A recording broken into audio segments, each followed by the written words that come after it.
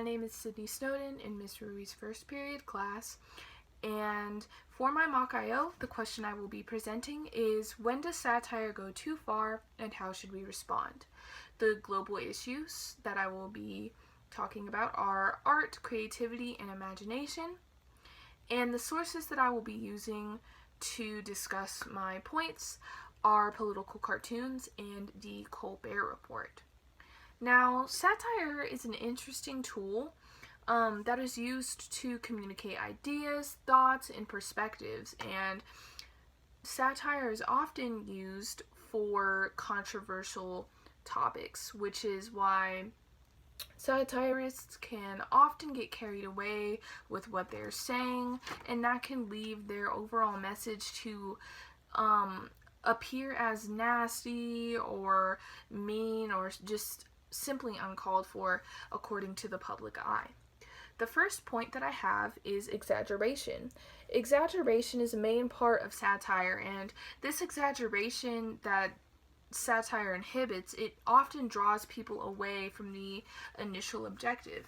So the example that I have for this point is the Colbert Report. Now, the Colbert Report was by a comedian, Stephen Colbert, in about 2013, and he had a comedic TV show that was about super PACs. It exposed the flaws of super PACs. It exposed basically just the ways in which super PACs worked, what they were for, how they were dealt with, and the different rules and things like that revolving around super PACs. And it was a very funny show. There were lots of jokes involved, and one of the jokes that were in there happened to be a very racist joke, strictly towards the Chinese.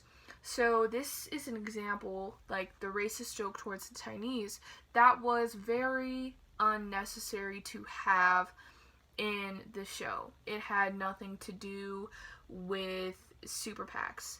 It was a way to, it steered away from the main point, which was super PACs and politics. So that is one way in which exaggeration draws people away from the initial objective.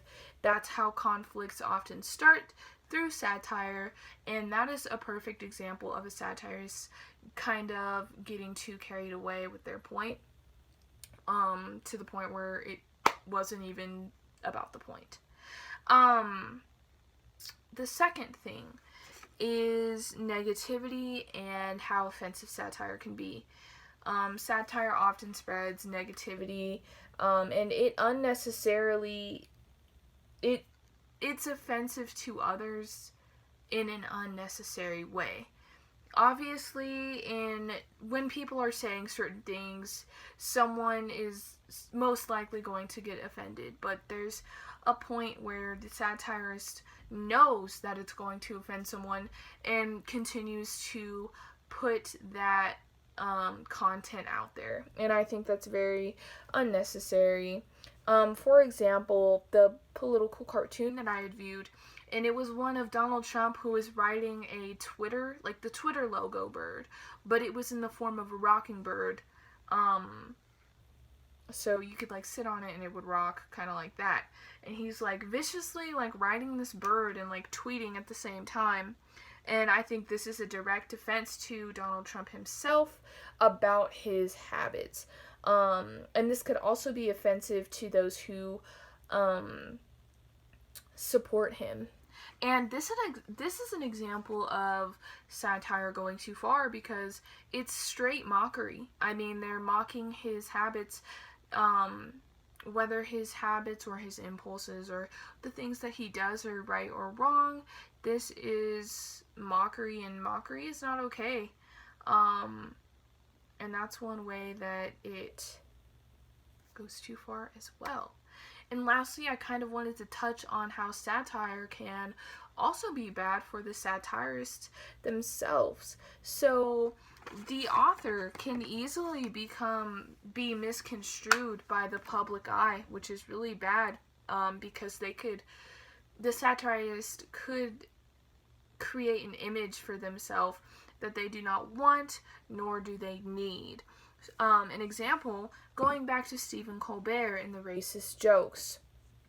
He could be deemed as racist, or his political views that were in the show, people could think those are his real political views, things like that. So that is one way that satire is bad for the satirist.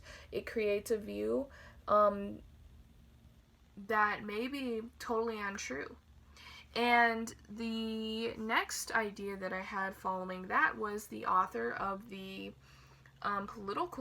illustrator of the political cartoon.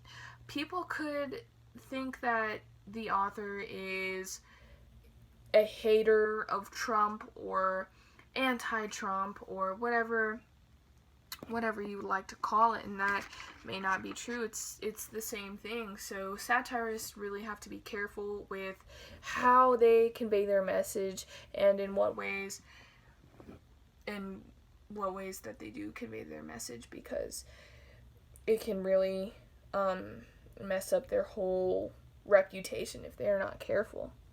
And to conclude, I would like to talk about how we should respond. So I think it's important when reading satire to keep an open mind, because we do know that here in America we do have the freedom of speech, which is amazing. We have the opportunity to be able to talk about things that are bothering us or things that we want other people to know. And it's important as a viewer to keep an open mind and understand those things, not necessarily that you have to agree, and it can be offensive to view these things. It really can. And I think that's where the satirist has to respond as well.